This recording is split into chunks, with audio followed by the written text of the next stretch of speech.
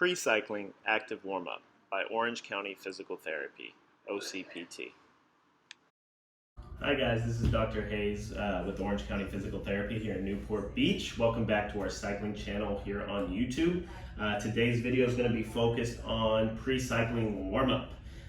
So just like any other activity, running, swimming, there are things you need to be doing before you get on the bike to make sure that you're adequately warming up the different body parts that are going to be under stress while you're on the bike, and making sure that those tissues are warmed up and not at risk of an overuse injury or a strain or anything like that. Cycling, as most cyclists know, is a full body sport. Your neck muscles are helping you keep your heads up, and it's really dependent on how aggressive of a position you can be in. You look at some of these pros and stuff and they're just super stretched out. That's really tough on the neck if you don't have the appropriate strength in the neck and you're not doing the warm-ups and stretches that you need to be doing. For our video today, we're going to talk a little bit about warm-ups for the upper back, the neck, the core, the hips, the glutes, your calves, hamstrings. So essentially full body, because we are using all of those tissues and all of those joints when we're on the bicycle. So I'm going to take you through a warm-up. We shouldn't be spending a lot of time, it shouldn't be time consuming doing this warm-up. It should be about 10 minutes before you get on the bike. Just get everything warmed up and then you should be ready to go. For our video today, very minimalist with our equipment. I have a mini band, yellow, lowest resistance, and a foam roller. Both these things very easily accessible at a sports store like Big Five, Dick's Sporting Goods, Amazon, or at your local physical therapy shop. So we're going to start with some upper back, neck, mobility stuff, specific for the bike, and then go from there, okay? I'll meet you on the... Alright guys, so the first one we're going to do is going to be for the upper back and the neck and our mid back. Just a good postural exercise because for our bike ride we're going to be flexed the whole time, so it's good to kind of counteract that a little bit, loosen up the mid back, loosen up the front of your shoulders, just keep that a little bit more stretched out, more mobile, just to counteract that flexion that we're going to be in for the next couple hours on our bike ride. So foam roller on the ground, you're going to sit on it and it's going to go down your spine. You're going to rest your neck on the foam roller, so make sure your neck is supported. You're going to let your arms hang out to the side here. You can do your 10 deep breaths, close your eyes, whatever you need to do, just to promote a little bit of opening in the chest, and just relax here. You want to go for about a minute and just kind of relax and let that stretch out a little bit in the front of the shoulder. Should be feeling it in these areas here. For today, I'm not going to spend the whole minute here. I'm just going to kind of work through this warm-up quickly. At home, just pause the video, take your minute, and then progress to the next part of this exercise, which is going to be a swimmer. So the swimmer, I'm going to meet you here, prayer position on the chest. You're going to do a deep dive up towards your head, open up your shoulders, and come back down towards your hips, meet at your stomach, and repeat. Okay? So these are swimmers, just opening up the chest still. You'll feel a little bit pressure in your mid-back, some stretching back there. You'll feel your shoulder blades pressing up against that foam roller. All that is good stuff, all right? So again, remember, this foam roll is promoting more of a neutral spine, a little bit more extension through our back, which is the opposite of what we're going to be doing on the bike. So we want to make sure that we stay nice and even, and we're promoting good postural habits even when we're on the bike, because even the pros start to slip in their posture, and they have to do these types of corrective activity just to make sure they don't get rounded backs and don't start getting strain and pain in their necks and mid-back. So repeat the swimmer again, about a minute. until you feel like you're loosened up and you don't feel any tightness in the shoulders or the front of the chest, okay? All right, guys, staying on the floor, we're gonna progress to some core work, okay? So core is super important on the bike, helps protect your low back, helps protect your neck, just really important muscle group to keep strong and also to warm up before you get on the bike. What we're going to do today is an exercise that we prescribe to a lot of our low back pain patients, but it's also just a great functional exercise that is great for the healthy population as well, and just keeps you keeping that core engaged. Great for people that sit at desk every day, and in general, just a good core exercise. Super simple. It's called pull, cross, pull, push, or PCPP. So you're going to go into a tabletop position, relax your neck, and you're going to engage that core, making sure you don't have an arch in your back. So you want to flatten your back into the ground. Keep in mind you're breathing through this, so you shouldn't be holding your breath to engage your core. Your core should work independently of that. All right, so should be breathing in and breathing out normally while you do this exercise. You're going to take your hands, you're going to put them on your thighs, and you're going to push. And you're going to feel the lower abdominals really start to work here. You're going to push and match your pressure, 5 seconds. Then you're going to cross, match your pressure, 5 seconds. And you can see me shaking a little bit, actually. And then you're going to do the only one that's a little bit different, and that's the pull. You put the hands behind the thighs, and then you push your thighs into your hands, 5 seconds. And then you come back to starting, push. All right, so quick review. Back flat, breathing, keeping that core engaged. Push, cross, pull, push. Okay? So that's the core warm-up before your bike ride. You're going to run through that sequence about 10 times, 5-second holds. All right, guys, still on the ground. Going to move into a little bit of hip flexor work. So as you know, biking, pedaling, especially if you're clipped in, that pull-up phase can cause quite a bit of hip flexor work. So we want to make sure that we're adequately warming up this muscle group right in the front of the hip. This is probably one of the most commonly injured muscle groups for cyclists, and it has to do with the lack of mobility there and the lack of strength there. Because when you're biking, you're staying in that seated position and you're only really working the hip flexor in a small range of motion. So it's very important to cross-train, warm up the hip flexors in different ranges than you're going to be on the bike. This exercise is called hip isometric with a mini band. So for this one, just going to use a mini band. Going to put it over your feet. For me, I'm going to go ahead and remove my shoes here.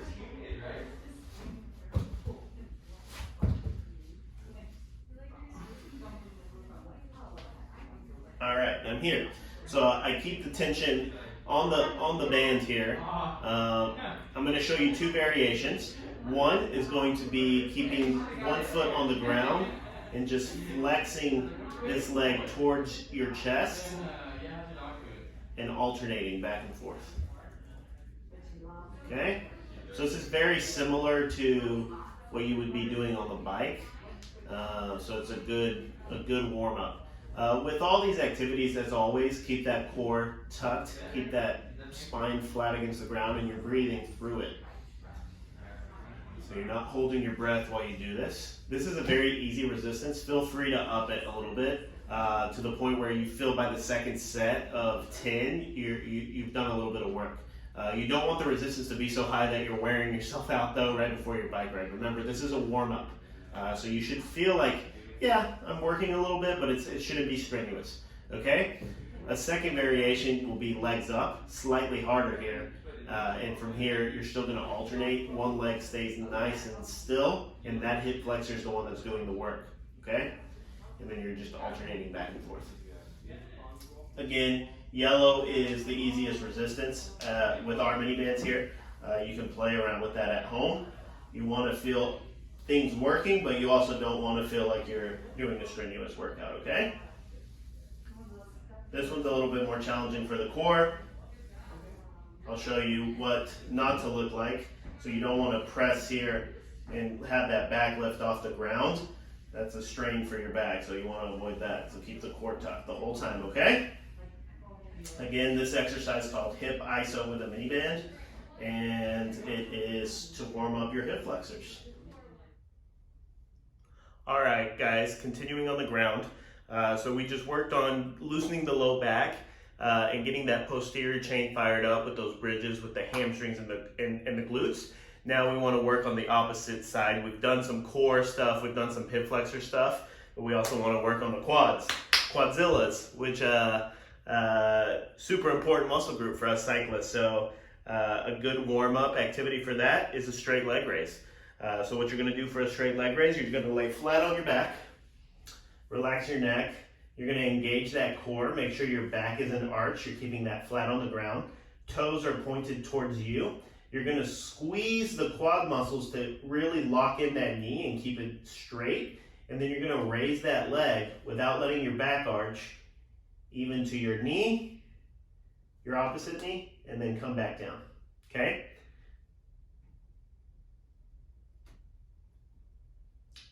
You're going to repeat this about 10 times on each leg. If you want to, you can go maybe 2 sets, so 20 total per leg, just to get the quads woken up. And you'll see without any weight here, it's still work for those quads, keeping them engaged. You'll feel it a little bit in the hip flexor too. What you don't want is if you start getting a little bit tired with this exercise, you might start to bend the knee. And that's because you're not locking in those quads. So make sure those quads stay locked in. Sometimes you might have difficulty raising the leg because of tightness on the back. That could be related to hamstring flexibility deficits, which can happen on the bike as well. And that's a topic for a different video. But keep that leg locked in, knee straight, and this is the straight leg raise, all right? A little warm up for your quads, get some blood flowing before you're hopping on the bike and pedaling.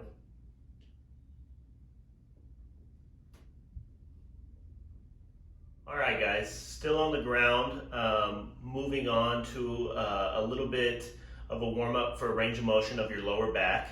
On the bike, you're going to be in a pretty stationary position through your back, so it's normal to get some stiffness during your ride. This is a good exercise to help counteract that. So we're going to wake up the back a little bit, little range of motion, rotational stuff, and then also some gluteal work. So we're going to do both of those things while we're here on the ground. So the exercises are called lower trunk rotations, open book rotations, and then a very popular exercise, bridges. So these exercises are going to help get the back some range of motion and some mobility, get some blood flowing in your back before you get on the bike, and adequately warm up those tissues, okay? So let's start on our back here. We're going to start with just lower trunk rotations. Relax the neck, feet together, and you're just going to drop your legs out to the side and feel a stretch in your back, and then you're going to go back the other way, okay? And feel a stretch on this side of your back. So this is called the lower trunk rotations, appropriately named, obviously. Just going to go back and forth for about a minute. Here today, we're not going to go the full minute, but at home, when you're warming up, try to go for about a minute, 45 seconds to a minute of warming up that rotation in your lower back. Once you feel like you've loosened up in your lower back, I'm going to have you rotate onto your side. And there's a couple ways you can do this. You can keep both knees bent and your arms stacked on each other, and you can rotate like a book, open book, right? It's important here that when you rotate, you follow your arm with your head. That way you're not just extended your shoulder like this, right? It's not a chest stretch, it's a rotation stretch. We want to rotate through the spine, okay? So you do that for about a minute. That's one way to do it. Another modification would be with the bottom leg straight and the top leg bent and drop down. Same stacking of the arms and then rotating. And this is going to be a little more intense because you're causing a little bit more extension in your low back. Therefore, when you do this range of motion, you're gonna get a little more rotation, and that's completely normal. So you're gonna do that for about a minute. You don't have to do both variations. You can pick one, whichever one feels more comfortable for you and you feel like you get the most out of. Obviously, you're gonna do this on both sides. For this video, I'm only gonna show you one side. So you don't have to do, or you do have to do both sides, because this is right rotation right now. You also want to work on your left rotation. So after you've loosened up the back, you're going to move into more of a strengthening program. So now you've loosened up the back, you've woken up the core with some of the other exercises from earlier in the video, and now you're going to move into some gluteal stability. You want to keep the glutes active on the bike. The position that you are on a road bicycle, it's very hard for the glutes to stay activated all the time. So this is a good way to keep them active, engaged, and woken up before you even get on the bike. So you're gonna pull your feet underneath your knees, arms by your side, and you're gonna drive up, pushing through your heels. And you wanna get a nice straight line between your knees, your hips, and your shoulders, squeezing those glutes at the top, and then coming back down. All right, so this is a bridge, and you're gonna do that for a set amount of repetitions, usually 10, back and forth, making sure that you're extending enough that everything gets in a nice straight line, but not so much that you're overarching the back. So this is not good, you don't wanna do that. So just squeeze the glutes, get to that nice neutral between the knee, hip, and shoulders. Hold for about 2 seconds and then come back down. All right? If you're doing this right, you don't have to have weight on your stomach or your hips. If you're squeezing those glutes, you're gonna feel some work happening there, and that's good. You wanna wake those up.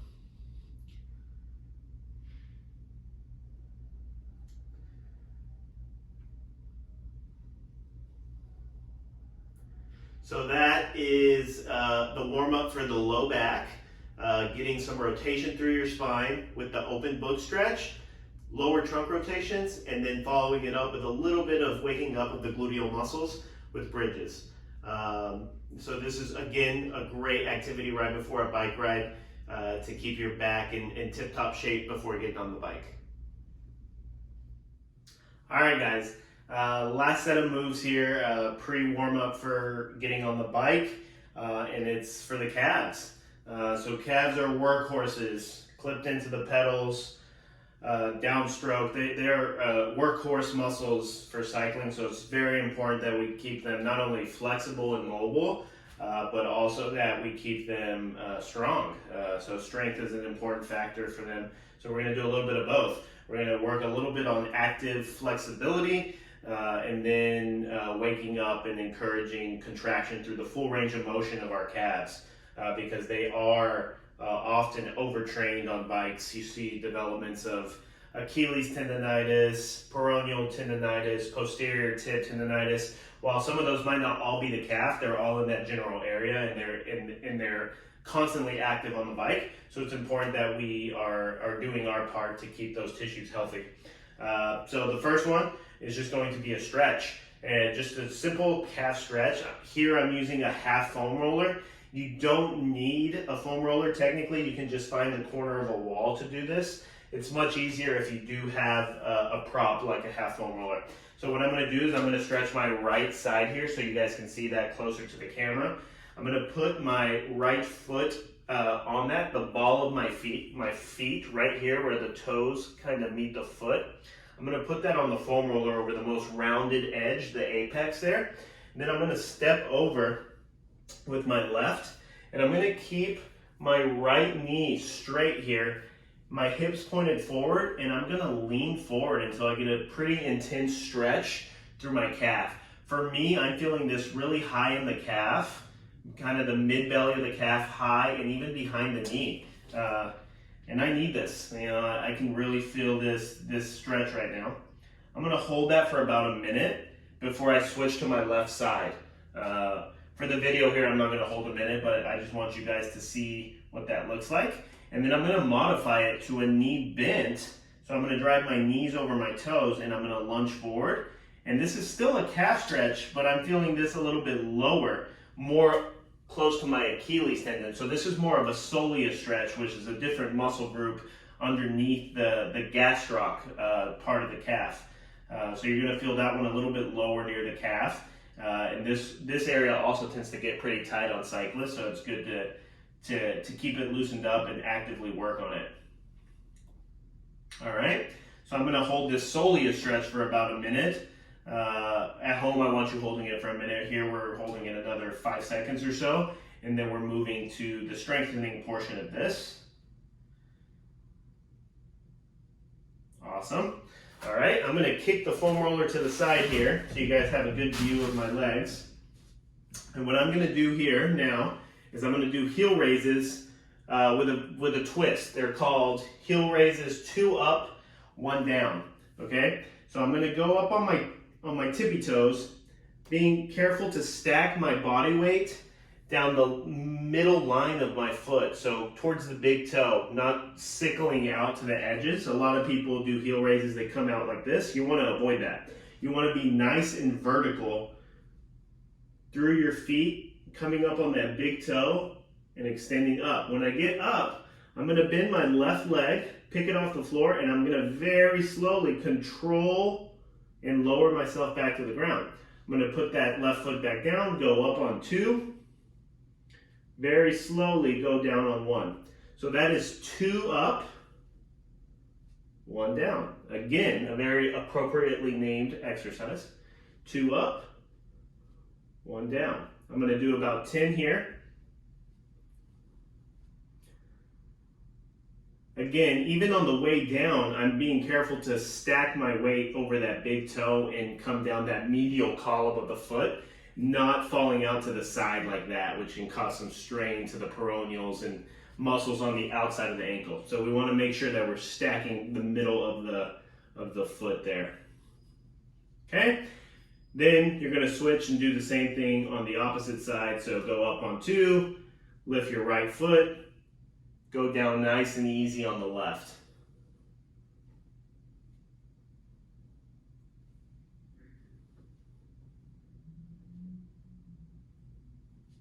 All right, 2 up, 1 down. So a variation of calf stretch there. The gastroc stretch, the soleus stretch, followed up with a little burner and warm up for the calves with heel raises, 2 up, 1 down. This is a great way to get the calves woken up before you get on the bike.